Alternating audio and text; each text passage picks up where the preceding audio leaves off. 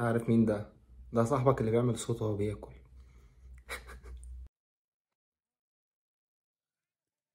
يلا سيبنا لكم الصيني بقى، نخش على الحته الهندي.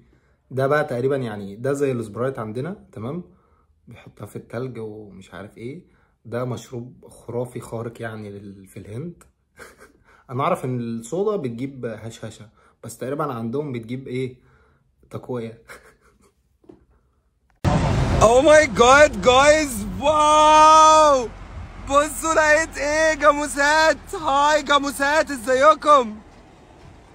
هاي جاموسات. ده لما تكون من مدينتي وتبقى ماشي في الشارع عادي خالص وتلاقي بقى جاموسات يعني. انا اعرف انها واو، الشاب الواو. اوه ماي جاد.